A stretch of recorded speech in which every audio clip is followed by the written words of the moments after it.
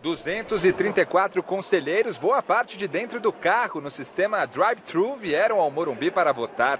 Entre eles, o atual presidente Leco, em fim de mandato, que atendeu a imprensa já em tom de despedida. Eu saio com muita tranquilidade, ciente e convencido de que consegui fazer uma gestão assim, muito positiva para o São Paulo nessa transição, onde ele teve práticas muito rigorosas e verdadeiras no sentido da profissionalização. Nas urnas foi de Leco um dos 155 votos a favor de Júlio Casares, que confirmou o favoritismo diante de Roberto Natel com 78 votos e foi eleito presidente do São Paulo.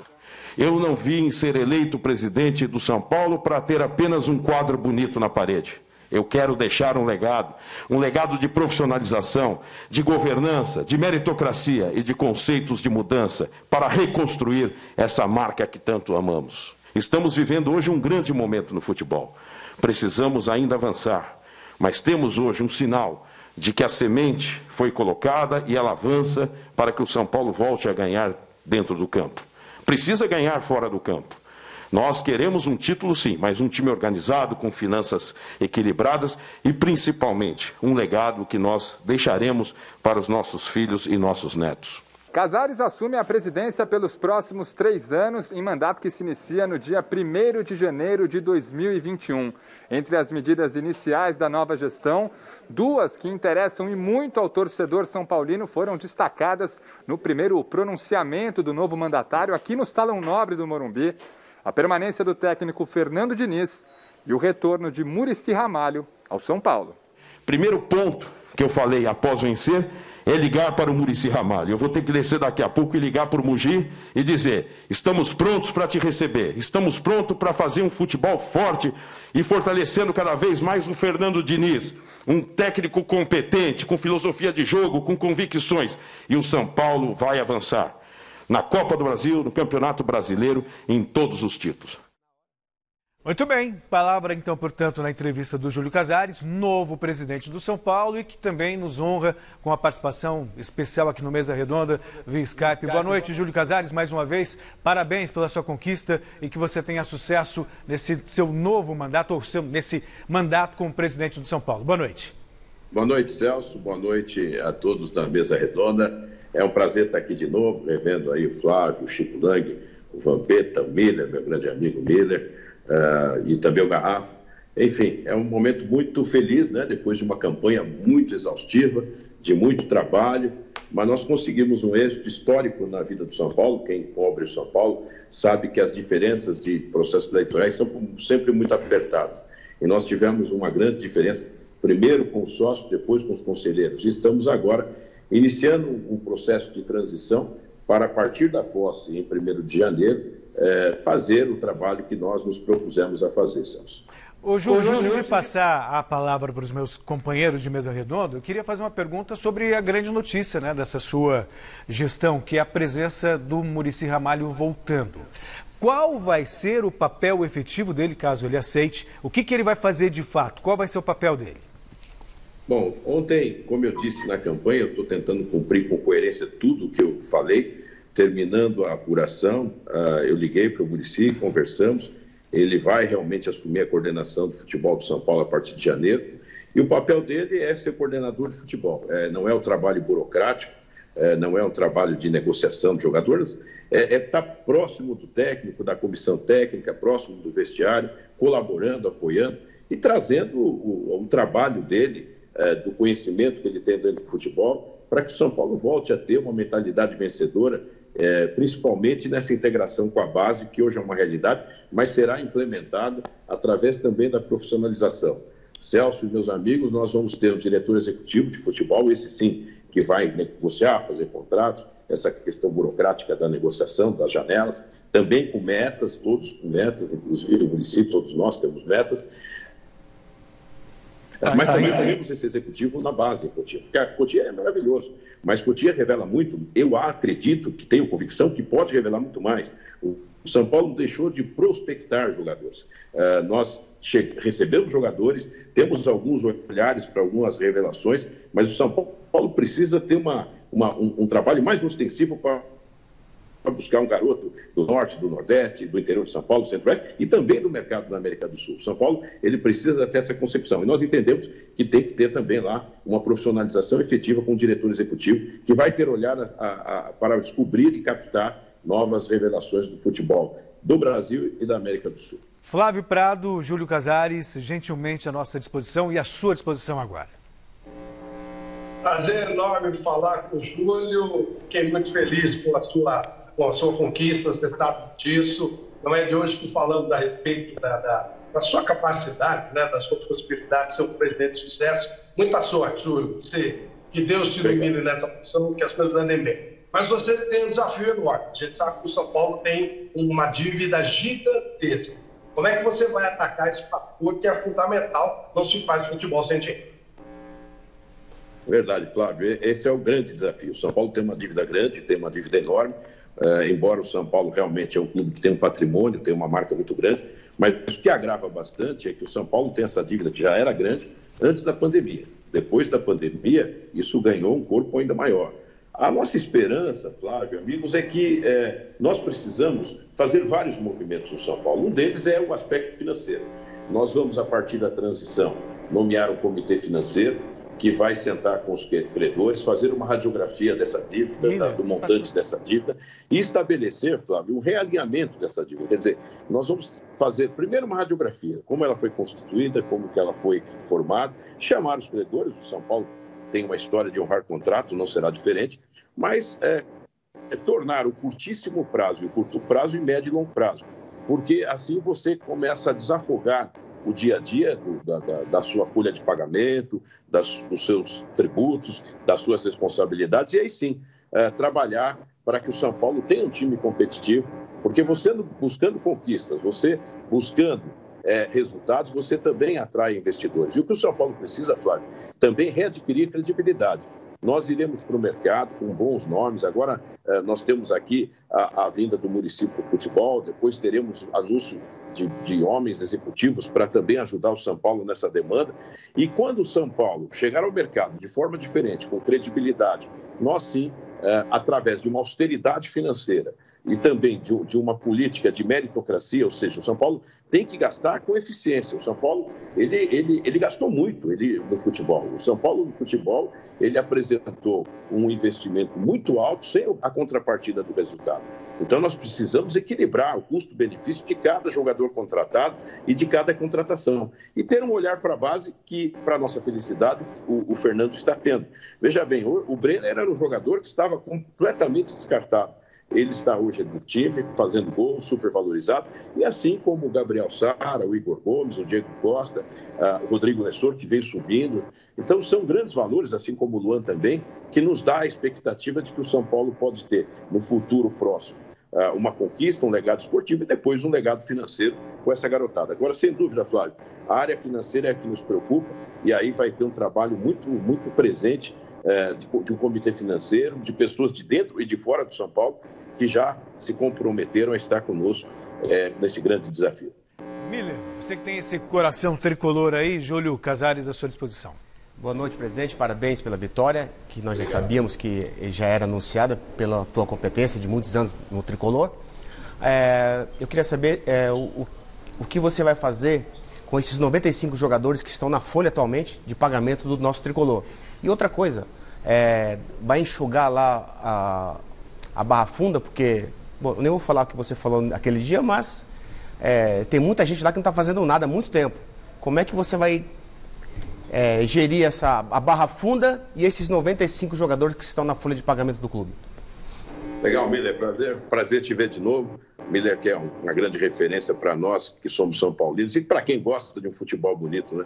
Eu quero dizer, Miller, que, como eu sempre anunciei, a Barra Funda terá uma reformulação profunda, uma reestruturação e principalmente em procedimentos, em processos, porque você falou, nós temos vários jogadores emprestados, partes dele nós pagamos salário, e esse diretor executivo que virá, ele também vai ter que ter uma meta de negociar esses jogadores em definitivo, em colocá-los à disposição, ou dos clubes que eles estão, ou permutar, ou se algum tiver realizando um bom trabalho, que incorpore a nossa comissão. Mas nós temos que diminuir a nossa folha de pagamento, e a meta dele também passa por isso. Então ele vai receber uma meta pelo cumprimento do orçamento, naturalmente, que é obrigação, mas principalmente por buscar uma diminuição da nossa folha de pagamento. E isso passa por transações, por trocas, por permutas. Então, nós temos que ser criativos. E nós temos que voltar a ter mentalidade vencedora. Claro que o São Paulo hoje vive um bom momento no futebol, nós estaremos avaliando tudo o que acontece no futebol, não faremos movimentos bruscos que atrapalhem o elenco, longe disso, mas faremos sim o que tem que ser feito. Veja bem, eu não tive quase 75% dos votos do sócio e mais uma confirmação ontem maravilhosa para apenas ter um quadro na parede. Eu preciso realizar o que o sócio, o torcedor e o conselheiro aprovou, que é um plano de gestão que passa por meritocracia e uma reestruturação profunda na Barra Funda, respeitando as pessoas, respeitando os profissionais, mas dizendo que o São Paulo precisa mudar. Veja bem, nós vamos contratar um jogador, nós vamos avaliar muito a questão do orçamento, a questão da idade desse jogador, a questão fisiológica, de saúde, como ele foi nos clubes anteriores, quanto tempo ele ficou no departamento médico, qual a idade dele, qual o nível de mentalidade vencedora por onde ele passou. E aí sim, após uma análise dessa, o São Paulo, não tendo jogador na base para fazer esse trabalho, ele vai ter que ir para o mercado, mas com muito critério. Não há condição do São Paulo, com uma dívida desse tamanho, correr riscos e aumentar ainda mais esses compromissos. Cabe agora à nova diretoria eleita, que será empossada no dia 1º de janeiro, começar a trabalhar. E vai ter que ser uma ação muito rápida. Eu já avisei, estou me desligando da minha profissão de 30 anos com muito êxito. Essa semana estou assinando a rescisão, ou seja, tudo que eu estou dizendo, eu estou apresentando, estou cumprindo, porque eu vou dar um exemplo de uma dedicação exclusiva ao São Paulo e uma cobrança muito firme, muito forte daqueles executivos que estarão trabalhando. E até aqueles voluntários que gostam de ajudar e são bem-vindos, eles também não podem vir apenas para ter uma carteirinha, eles têm que vir com o mínimo de comprometimento. Eu sou voluntário, quero ajudar o São Paulo, tá bom, eu posso contar com você quantas horas por semana? É o mínimo que um voluntário também tem que fazer. O São Paulo tem uma história maravilhosa de pessoas que ajudam, e eles vão continuar ajudando, mas eu quero que cada um tenha o seu comprometimento, porque senão fica uma questão de dar a sua opinião, o seu palpite, que é sempre bem-vindo, mas ele precisa ser parte do processo. E se nós conseguirmos essa mentalidade, com normas de compliance, com governança, meritocracia e profissionalização, o São Paulo dará, Mineiro, um passo muito grande para a gente reformular não só o departamento de futebol, mas principalmente a área de marketing, a área financeira, a área do estádio e principalmente a base. A base apresenta jogadores maravilhosos e pode apresentar muito mais. E é essa atenção que nós vamos ver, olhar e trabalhar para que a partir de janeiro o São Paulo comece a mudar. Um São Paulo diferente vem aí, tenha certeza. E os votos que eu recebi não foram os votos que vai me dar o conforto, é os votos que vão me dar a responsabilidade. Júlio, eu queria agradecer você por generosamente nos emprestar seu tempo para falar sobre o São Paulo, sobre o futuro da sua gestão. Aproveitar para desejar sucesso à frente do São Paulo e que o São Paulo volte a ser, como no passado, uma referência em termos de estrutura e de clube realmente moderno. Tá bom? Um grande abraço, boa noite e muito obrigado pela participação no Mesa Redonda. Obrigado, Celso. Obrigado a todos os amigos. Foi um prazer. Eu não tinha falado com nenhum veículo. E falar aqui no Mesa Redonda é realmente, para mim, me dá muita satisfação. Hoje o São Paulo não foi bem, nem coletivamente, nem individualmente, mas eu acredito que o Campeonato Brasileiro é assim, muitos vão perder pontos, o São Paulo tem 50 pontos, tem que ganhar pontos, mas alguns pontos vão ser perdidos. É um campeonato muito longo e muitos, veja bem, muitos clubes que estão na ponta também perderão pontos. Então vamos ter tranquilidade, o trabalho continua e vamos esperar uma reação contra o Atlético Mineiro. Uma boa noite a todos vocês. Um abraço ao Vampeta, que está muito feliz hoje. Um abraço ao meu amigo Miller, ao Garrafa, enfim, a todos vocês e aos seus milhões de telespectadores pelo Brasil. Grande abraço. Outro grande abraço, Júlio. Muito obrigado. O Corinthians estava muito mal, hoje acabou vencendo o São Paulo. O São Paulo hoje está muito perto e com uma boa possibilidade de ser campeão brasileiro, forte na Copa do Brasil. Mas são 3 anos de mandato, certo? São 3 anos que essa diretoria permanece lá com o Casares. Imagine que dê uma reviravolta nisso daí. O São Paulo lá, vai na parte baixa da tabela. O clamor da torcida, então, eu acho que o futebol é complicado. Dele. Se ele falar assim, eu não assumo, nunca mais... Ele falou que não assumiria também. Eu não acredito que... O torcedor passional, Garrafa, eu concordo com você. O torcedor... vai pedir. Numa fase ruim, num momento ruim, vai pedir, coloca o Muricy aí, ele já está aí. Mas não é a postura do Muricy, não será. E nem a do presidente. O presidente Casares, com certeza, lá na frente... É um presidente novo, mas ele vai colocar suas ideias. Sim. Eu tenho certeza que lá na frente, sabe, futebol dinâmico? Começar a andar as coisas, com certeza ele muda o treinador. Isso é uma coisa normal no futebol. A gente acompanha no futebol, eu aprendi na escola, dia 9 de janeiro, dia do fico. Dom Pedro me falou, se for para o bem de todo, eu fico. Aí, 9 de janeiro, dia do fico. Acontece um clamor, você toma 4, 5 pancadas, o cara falou, a torcida fica, aí daqui a pouco vem, velho, você é o cara mais experiente, olha, principalmente olhando no mercado. Quem tem de treinador. Tem isso também. Não estou dizendo que não é a postura do Muricy. Lógico. Primeiro que ele tem não é uma crítica ao Muricy. Não, sim. Mas aconteceu parecido com o Mancini já, né? Eu entendo a postura, eu entendo o que quis dizer o Garrafa sobre a sombra. Mas eu acho que o Muricy vai cumprir esse papel de afastar essa sombra. Tipo, não quero, não volto, não assumo, seja em qualquer condição. Quando tá ganhando é fácil. O Muricy não vai jamais assumir. Não vai. Miri, quem seria esse que não deu tempo de perguntar para o presidente, né? Quem seria esse diretor executivo, hein? De futebol, que é outra função. Gustavo Caetano, estão falando muito. É outra função, né? Função. De contratar, fazer contrato, mandar profissionalizar. E o Lugano e o Raí, hein? É o Caetano que não vai ficar no Inter, é o primeiro nome da lista. Os dois? O Lugano e o Raí, dia 1º de janeiro, eles saem. Ô Chico, você queria falar alguma coisa ainda sobre o Clássico? Depois para a gente voltar a esse tema do Muricy no São Paulo, sobre o futuro do São Paulo? O que eu queria falar é o seguinte, o meu caro Celso. O Muricy Ramalho, ele estava há 3, 4 anos como comentarista de televisão. Como comentarista de televisão, ele criticou durante muito tempo o Fernando Diniz. Eu me lembro bem, acompanhei o Muricy de perto. Ele fazia críticas bem no comecinho do Fernando Diniz ao São Paulo. E fazia críticas assim, até às vezes meio pesadas, né?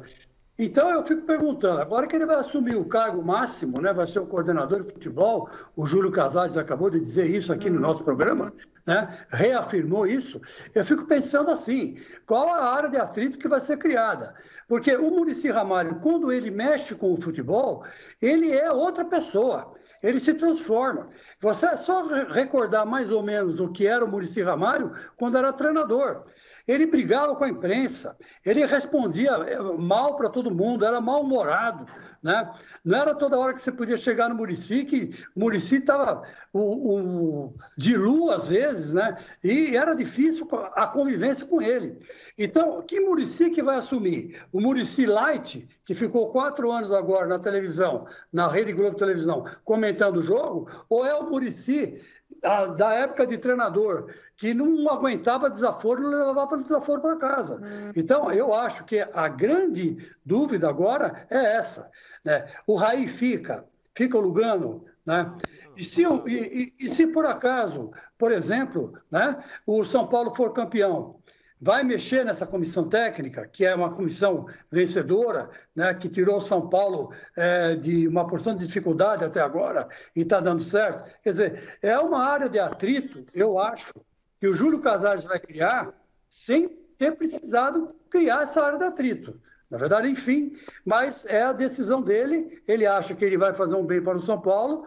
Eu acredito muito no Júlio Casares, é um homem inteligente, é um São Paulino de coração, mas também é um empresário, né? A gente não pode tirar esse lado de empresário dele, que é o empresário é aquele negócio, o custo-benefício. E fica com o benefício e dá um pé, né, no custo. Então, quer dizer, ele deve estar sabendo o que está fazendo. Agora, eu acho arriscado. Eu não faria isso aí, não. A volta de Muricy para o São Paulo, como coordenador geral, como a eminência parda do futebol, eu não sei se vai dar certo, não. Ô Chico, a gente vai ter também mais um convidado por Skype daqui a pouquinho. Antes, só queria ouvir a opinião do Flávio. Eu penso respeitosamente, claro, diferente de você. Acho que o Muricy pode agregar muito. É uma outra função que não tem nada a ver com o campo e que permite a ele até muito mais serenidade pelo conhecimento que ele tem. Ele pode ajudar muito. Ô Flávio, você entende que o Muricy, como levantou o Garrafa, possa vir uma sombra para o treinador que está no comando, de Fernando Diniz, ou eventualmente um outro treinador futuramente? O que você acha disso? Olha, eu entendo que o torcedor pode até pensar em pedir a presença do Muricy, mas até por uma questão de saúde, o Muricy não poderá fazer isso. Não é o que ele quer fazer, não poderá fazer. Não esqueça que o Muricy teve problemas importantes, por isso ele parou rapidamente com o futebol. Eu não sairia do meu sosseguinho lá, da Riviera e tal, mas ele ama futebol, gosta do que faz, e aí voltou. Acho que ele pode acrescentar muito, conhece profundamente o São Paulo, tem um respeito lá dentro do clube muito grande de todo mundo. Os jogadores sabem quem é Muricy, ele tem um relacionamento muito bom com o Fernando Diniz. Acho que vai ser legal, vai ser uma volta bacana e não acredito sim, posso eventualmente pedir para o Muricy retomar a condição de treinador, mas acho que o médico estará acima disso, caso ele tenha essa tentação, que eu não acredito, ela vai ser cortada pelo médico do Muricy, pela senhora do Muricy. Também acho isso, Flávio, independentemente até de aconselhamento médico, até pela postura do Muricy. O Muricy ele sempre foi muito ético nesse sentido. Então, duvido muito que ele aceitasse substituir um treinador que ele, talvez até como coordenador, tivesse papel importante na decisão de demissão. Né? Imagino isso muito pouco provável. De qualquer maneira, eu vejo a volta do Muricy ao futebol muito positiva por tudo que ele conhece. Em relação ao Fernando Diniz, como comentarista, eu já vi o Muricy falando muitas vezes muito bem do Fernando Diniz. Entendendo que o Diniz era o único treinador brasileiro, ou um dos poucos treinadores brasileiros, capazes de fazer algo diferente, né? Com convicção, com coragem. A maioria, mais no mesmo. Né? Vão fechar a casinha e vão jogar por uma bola. Então, o Fernando Diniz acho muito difícil que saia do São Paulo pelo trabalho que está fazendo nesse ano. Até porque o Casares confirmou, existia lá atrás, né, antes do São Paulo dar essa embalada no campeonato, existia lá atrás uma corrente que o Rogério Ceni seria o técnico do São Paulo. Né? O que aconteceu? Futebol é o dinamismo do futebol. Em determinado momento, o Rogério foi para o Flamengo, aí, boa campanha, crava-se o nome do Diniz.